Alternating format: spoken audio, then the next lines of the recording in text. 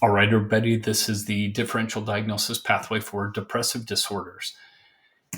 I'll go through this slideshow very quickly. If you want, please refer to the PDF file if you want the individual slides. So the important thing to recognize about this entire DSM category is you're really looking for depressive symptoms. Primarily, two major symptoms are depressed mood, meaning that they're feeling down, sad, unhappy. And the second one is anhedonia, which is the loss of interest in enjoyable things. Those two really are the primary symptoms. And then everything that falls below that are symptomatic of depression, such as helplessness and hopelessness, suicidal ideation, changes in appetite or changes in sleep, inappropriate guilt, lack of energy, difficulty concentrating. All of those kind of circle kind of this globe of what we call depression. But again, depressed mood and anhedonia are the two kind of major symptoms that we need to be paying attention to.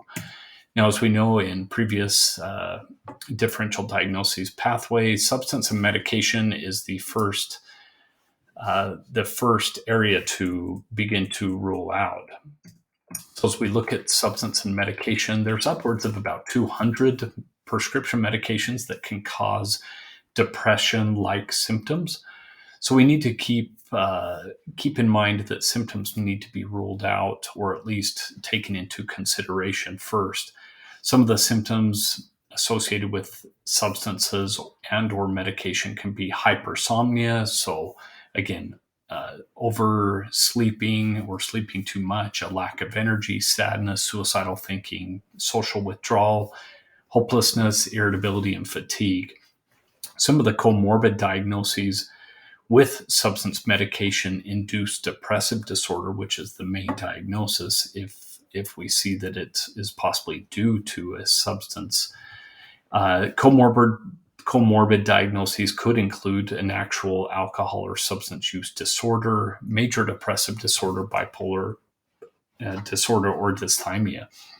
Some of the differential diagnoses are listed there. And some of the possible treatment, first of all, detoxification to make sure and see if indeed it was a substance medication-induced depressive disorder. It should subside after the medication or substance is out of the person's symptom. However, there's other possible treatments such as anabuse and naltrexone, as well as SSRIs that can help with individuals dealing with this particular disorder. Therapy and substance abuse treatments also recommended for those who have medication and substance-induced depressive disorder. So then we move on to general medical conditions. As we know, these need to be ruled out, especially or particularly by a medical provider. So if we suspect that there is a medical condition present, along with depressive symptoms, definitely refer them to a medical provider to diagnose the medical condition. And they should then also be able to diagnose that the depressive disorder was due to a particular or specific medical condition. There are many possible medical conditions that contribute to depressive-like symptoms. Hypothyroidism is probably the most common or kind of most prevalent. But there are also such things as stroke, brain injury, Huntington's disease, comorbidities that go along with depressive symptoms due to a medical condition. Might be depression as a secondary to a medical condition. This could include Parkinson's disease, brain injury, Cushing's disease, multiple sclerosis, diabetes, sickle cell anemia. So the person has an original general medical condition. However, the depression that's associated with these diseases is what would make it kind of a comorbid diagnosis. Some of the possible treatments, SSRIs are commonly used, as well as CBT-based therapies to help those who do have medical conditions along with depressive symptoms. Okay, now we're getting into the granddaddy of them all. If a person's experienced 2 weeks of significant depressed mood or clinical depression lasting 2 weeks, then we're headed towards a diagnosis of major depressive disorder. However, we do have to step back really quickly prior to heading down that differential diagnosis pathway by asking ourselves, have they met the criteria for a current or previous manic or hypomanic episode? If they have, then actually that's where the pathway stops and we head off towards a diagnosis of some sort of bipolar spectrum sort of disorder, either bipolar 1 or 2. So if they've had any previous manic or hypomanic episodes, then we need to stop right there. However, if they haven't, we continue on, and it's most likely major depressive disorder. As we can see there, those are all the classic symptoms of depression or major depression. If it's happening more often than not, more days than not, for longer than 2 weeks, then it would be appropriate to diagnose them with major depression, specifically if they're experiencing both depressed mood as well as anhedonia. Those are the two major symptoms, as I stated in the beginning. Some of the comorbid diagnoses that go along with this very frequently is generalized anxiety disorder. This is very, very common to have major depression and generalized anxiety disorder, as well as possibly panic disorder, substance abuse disorders, PTSD, OCD, borderline. So there are a variety of comorbid diagnoses. The differential diagnoses are listed there. As I stated, bipolar needs to be ruled out as one of the first ones. However, there are even schizoaffective disorders, and be aware of adjustment disorders that contribute to depression that may not be major depression, but they may be an adjustment disorder instead. Those who do have a major depressive disorder, medications are among the first line defense of helping to treat this particular category of depressive or this particular diagnosis. Antidepressants are very common. That includes SSRIs, SNRIs, and there are several other different categories of antidepressants. Physical exercise also does very well for these individuals and these patients, particularly mild depression. So getting them up and active is crucial. Therapy, meta-analyses, reviews have showed that pretty much all types of therapy and counseling work with major depressive disorder. However, those that develop a strong therapeutic alliance are the ones that have the best outcomes. So here we go. So if you find that the major symptomology is that you have anger or irritability within a child, then at that point, we're actually probably headed towards what's called disruptive mood dysregulation disorder. So this is when, usually before the age of 10, a child is having frequent outbursts that involve temper outbursts, whether that's verbal or physical. This has to occur about 3 or more times a week. It has to include and may include such things as irritability or angry mood most of the day. This has to be observed by usually multiple people, such as parents, teachers, friends, neighbors, and people like that. They also have a tendency to self-harm or even suicidal gestures or behaviors. This has to have been going on for a period of about 12 months and occur across multiple settings as well. Disruptive mood disorder, there is a possibility of comorbid diagnoses of depression, anxiety, and attention deficit disorder. However, we do need to distinguish from oppositional defiant or conduct disorder, as well as possible bipolar disorders, autism, spectrum disorders, and other major depressive or anxiety disorders. So we do need to make sure that we rule out those diagnoses prior to this specific diagnosis.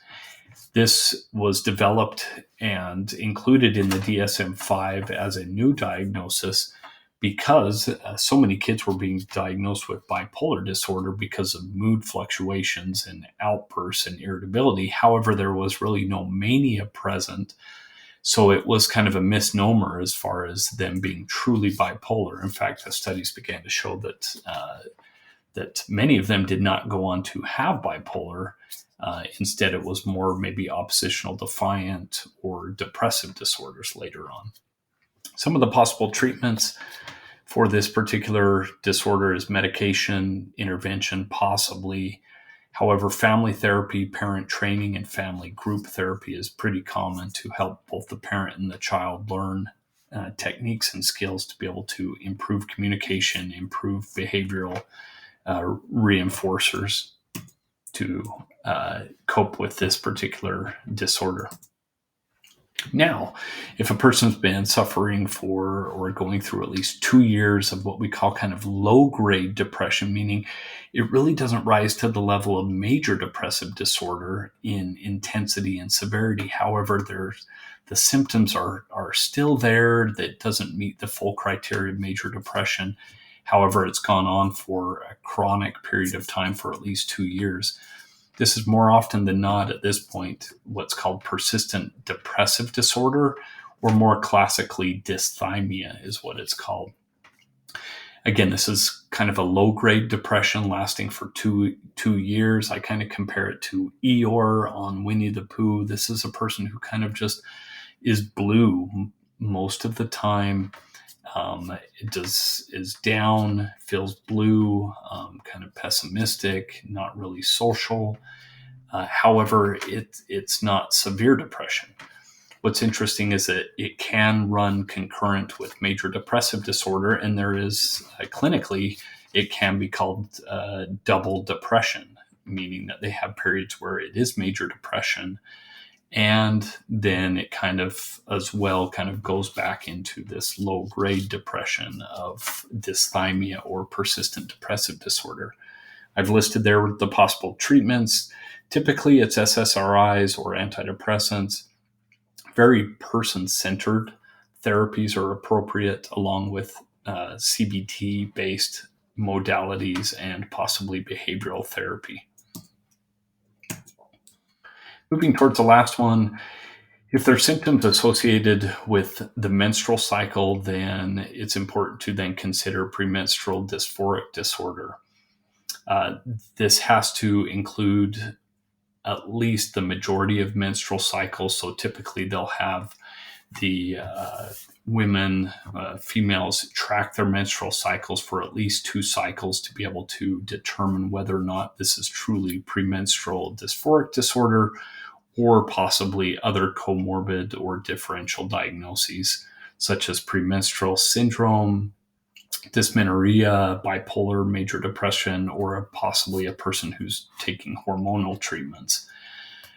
The symptoms here are very intense: mood swings, irritability, depressed mood, anxiety. So it's very tumultuous time for a female that is coping and trying to deal with premenstrual dysphoric disorder. This is something that you would typically want to refer them to their OBGYN or family practice doctor to help them track and rule out premenstrual dysphoric disorder, as they'll have much more specialty in tracking cycles and being able to then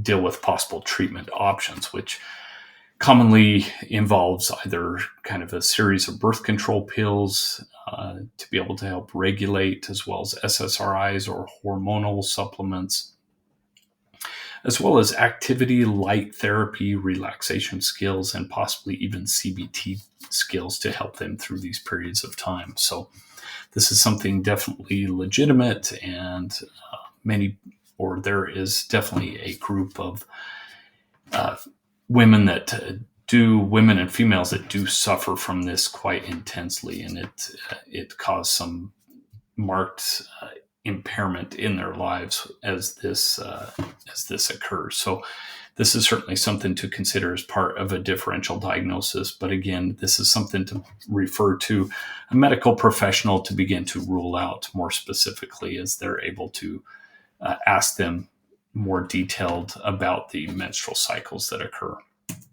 All right, that was the depressive disorder differential diagnosis pathway. Hopefully that was helpful to go through very quickly. You can refer to this as kind of a way to go back and look at the disorders that need to be considered as part of the depressive disorders category. Thanks so much.